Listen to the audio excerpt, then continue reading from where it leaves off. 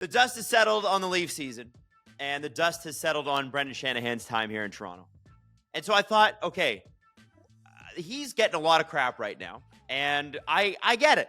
I gave him some of that crap. He deserved that crap. But there are things that he did in Toronto that were great. So I'm going to take you through the top 5 best Brendan Shanahan moves and moments over the last 11 years. Okay, so starting from literally when he got here, you have to remember, this is a team that had signed Dave Notice, their general manager, to a 5-year extension like a year beforehand. He brings in a whole bunch of guys and wants a different team than Brian Burke before him, and the team starts to fall apart. Like, literally, they'd get midway through the season, the wheels would fall off.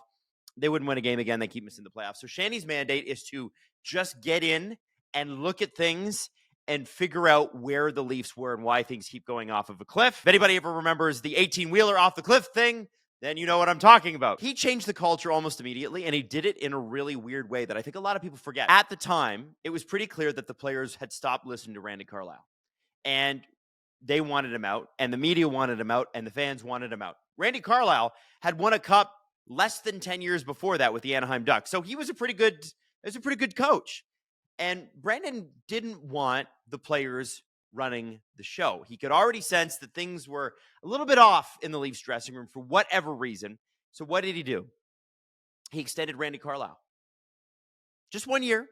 But he's like, no, you're going to come back as a coach next year. You're going to be a lame duck coach again. We want you to stay here. Randy agrees to this. And everybody's kind of surprised. Like, hey, man, I thought there were going to be changes. But in Brendan Shanahan's opening speech in Toronto as, the president and alternate governor of the Toronto Maple Leafs, he said, I'm not going to make any grand proclamations. I'm just going to observe. And here we are. So he signs Randy Carlyle. Why is that a big deal? It allowed him a little bit longer to look at the team. And it also allowed him to see where the problem spots might have been. And what's interesting is that he fired Randy Carlyle like 60 games into the next season. Randy didn't last that long. But it was able to give him time, and he was able to kind of look at the whole situation and go, okay, is this team any good? What pieces are good? What pieces are not? And here's a name that comes up. Are you ready? It's Nazem Kadri. Nazem Kadri was suspended by Brendan Shanahan that season, Randy Carlyle's last season. Why? He suspended a game for being late to practice. And Shanny said at the time, they did a press conference on this. Shanny said, if it was the first time, I probably wouldn't have done it. So he not only suspends him for being late, but also says, this ain't the first time this has happened. Why is that a big deal? Nazem Kadri, I think, and he probably talks about this a little bit more in his book, Nazem Kadri needed to grow up a little bit. And that next season where Mike Babcock came in, Nazem Kadri grew up and became a spectacular force. Now, there were some suspensions in the playoffs, and we could debate the merits of that.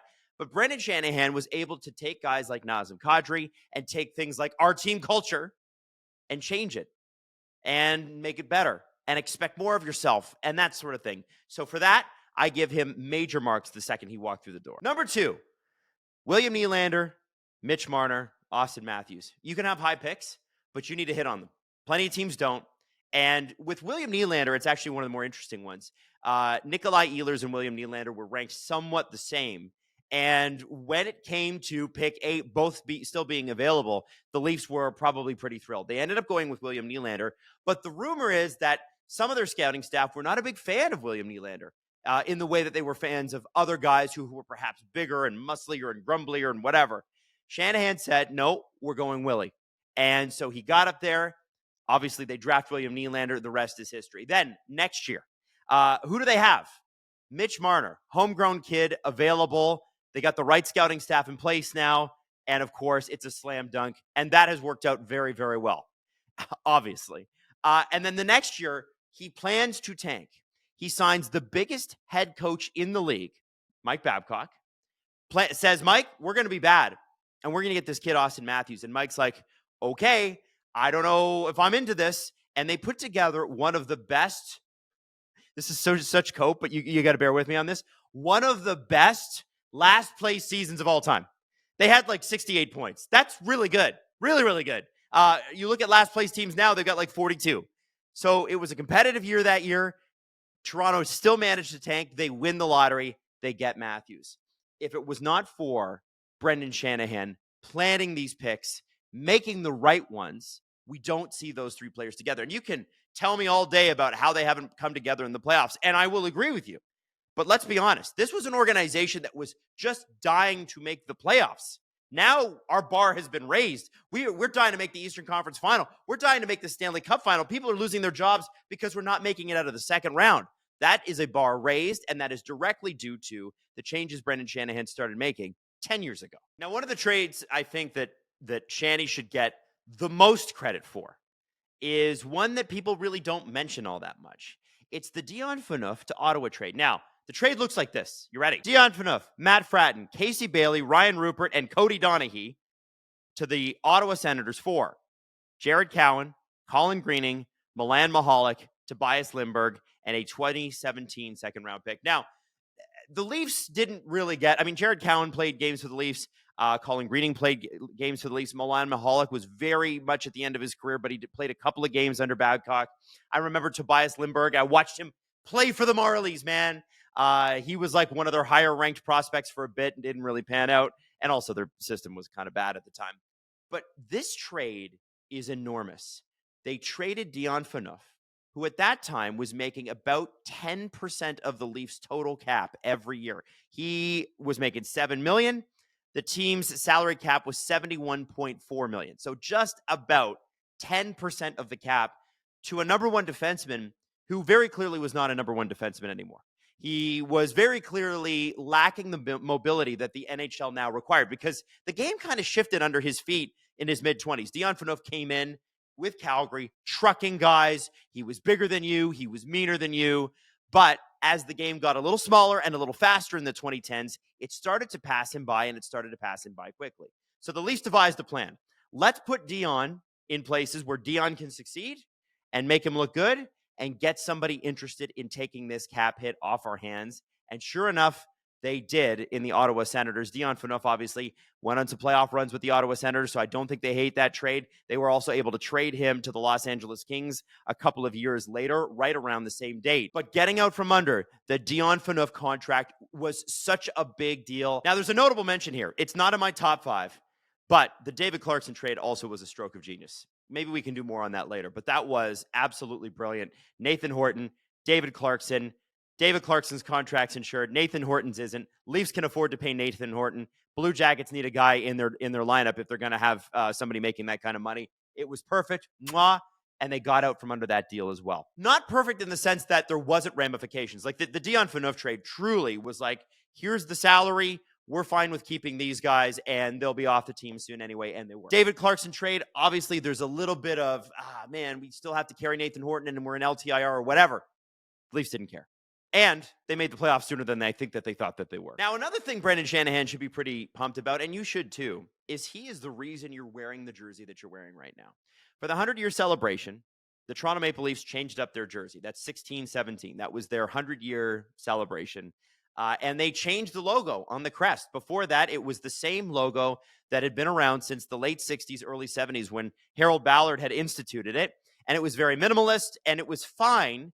But if you look at that jersey and various versions of that jersey versus the jersey we have today, there's no question. The Leafs jersey looks amazing today. That jersey was kind of, in retrospect, a little bit ho-hum. Now, the next thing he did as a part of the 100-year celebration, he started retiring numbers. Matt Sundin, Doug Gilmour, Wendell Clark, Frank Mahovlich, Turk Broda, Johnny Bauer, whoever it is, okay? Legends, absolute Leaf legends, had their jerseys honored and their names in the rafters, but anybody could wear their jersey number.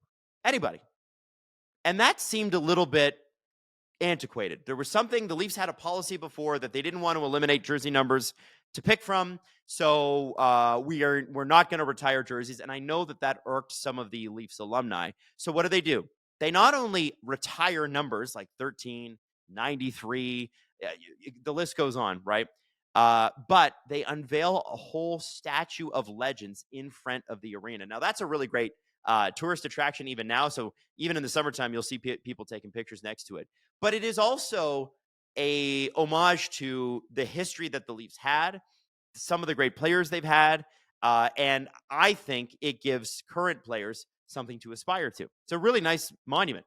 You kind of wish there were more Stanley Cups for some of these guys, but that's Leafs history for you. And the other thing he did was, and I mentioned this already a little bit, the Leafs alumni. He brought him back. There were guys that really didn't have great relationships with this team. Obviously, the most famous one would be Dave Keon.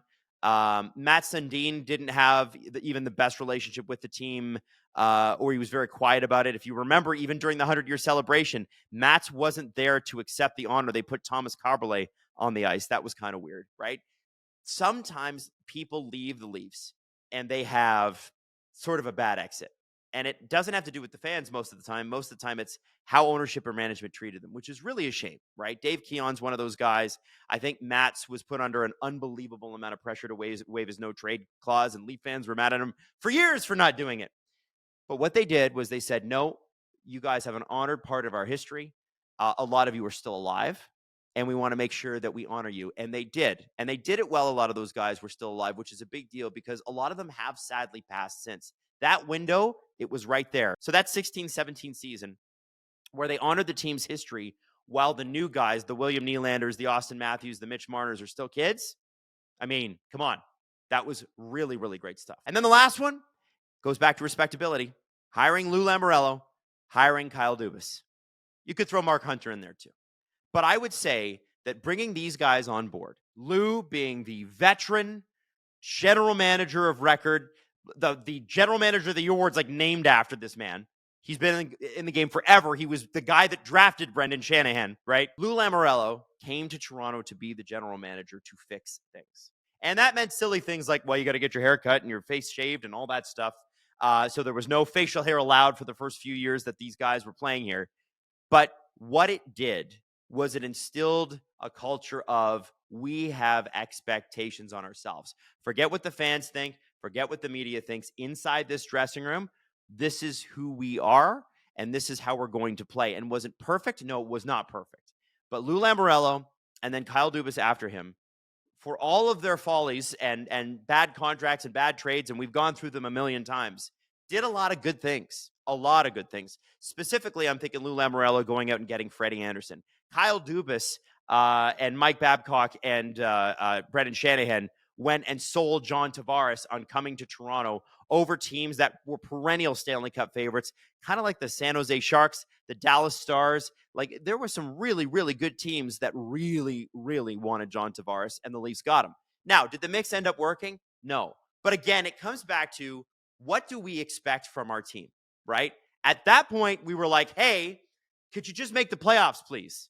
Now we're like, hey, could you just maybe try to win the cup every once in a while? Again, big difference in expectation, and that is all due to Shanny. Now, you can write all this off, and you can say none of it matters, and I don't care, and they didn't win, so what's it all for? And I understand that to a point. But I do think we need to, even with our emotions still raw after losing, we do still need to say, this guy did a pretty good job for 5 or 6 years, and I think maybe the 5 or 6 years that came after that, he was too stubborn. Right? The first 5 or 6 years, he's willing to get out there. Shanny's willing to try things, try new players, try new ways of looking at the game. In the second 5 to 6 years, he got too conservative. He got too, I wouldn't want to make a mistake by doing something. And that is ultimately, I think, what sunk Brendan Shanahan in Toronto. That twisted mentality, that is the unfortunate part. And it feels like we've wasted the last 5 years. And to some extent, we have. We wouldn't have got the chance to waste those 5 years, though, if his first 5 years weren't so good. And that's why I think on his way out of town, we do need to give credit where credit's due. And Brendan Shanahan deserves a ton of it for where the Toronto Maple Leafs are today.